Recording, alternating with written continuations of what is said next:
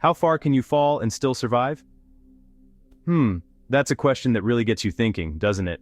If you're curious to find out, make sure to like, subscribe, and share this video with your friends. Let's dive into the science together. So, you're on a plane. You're bored, right?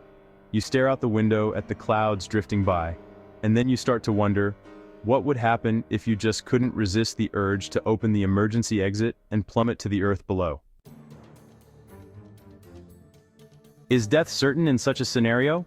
Or could you somehow pick yourself up, set a broken bone or two, and then proceed directly to a mental institution with a great story to tell?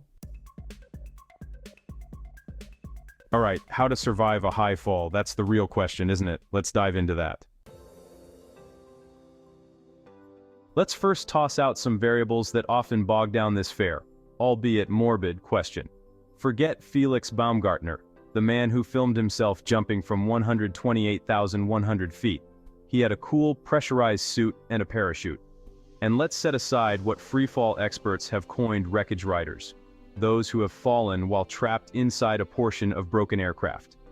The larger surface area increases air drag, slowing their descent. Still likely fatal, but the odds improve somewhat. Serbian flight attendant Vesna Vulovic fell 33,000 feet this way in 1972 and lived to tell her tale. Once she woke up from her coma. Let's instead restrict the question to a single individual without any equipment, encasement, or premeditation. You've ripped the exit door open, you begin to fall. What now? We know for certain a person can survive a fall of at least 20,000 feet. That's how far up World War II pilot Alan McGee was when he had to abandon his plane without a parachute. He crashed through a glass roof that likely helped spread out the impact.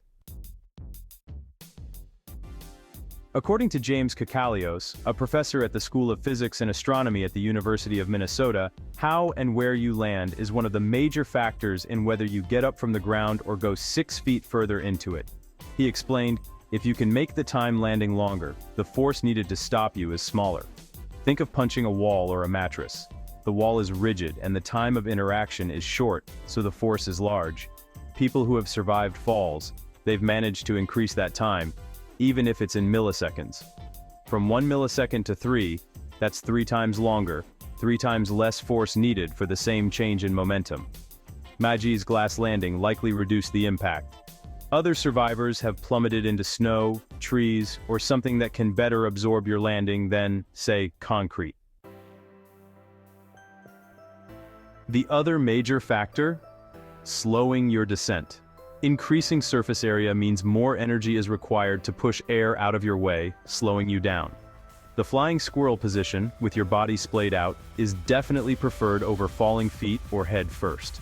Increasing that drag is the biggest factor in keeping you alive, Kakalios said. A parachute's large surface area is best, obviously. Without one, you should fall belly down or try tumbling. Drop a pen off the Empire State Building straight down, and it might kill someone. But if it drops sideways, spinning end over end, it probably wouldn't. What's the highest fall someone can survive? You're increasing air drag. You're trying to land in snow or something absorbent. If you've passed out from lack of oxygen at high altitudes, you've woken up in time to orient yourself. McGee traveled 20,000 feet, nearly 4 miles, so you know survival is possible from there. What about going higher? Kakalios stopped short of offering a prediction, citing the numerous variables involved. Even how much clothing is fluttering behind you can affect surface profile, he said. So we pestered someone else. Paul Doherty, a former physicist and co-director of the Exploratorium, a learning center in San Francisco, California. He passed away in 2017. As you get higher up, the air gets thinner and thinner, he told Mental Floss in 2015. You can spin so fast the blood can rush into your head and kill you, or the friction with the elevation will burn you up. That's why space shuttles have heat-insulating tiles. Once terminal velocity, also known as maximum acceleration, usually 120 miles per hour for average-sized humans, is reached, Doherty said. It doesn't really matter whether you throw another 5,000 or 10,000 feet on top of McGee's 20,000. you're not going to fall any faster. But start too high up, and the lower atmospheric pressure means your blood might start to boil. That's believed to happen around 63,000 feet, though data is obviously limited, and Doherty thought it might be as high as 100,000. NASA mandates pressure suits starting at 50,000 feet just to be on the safe side. So falling just under 63,000 feet is survivable in theory. Let's say 60,000, Doherty said. Up to 100,000 if you wake up after passing out. And if your blood doesn't boil, and if you can impact something.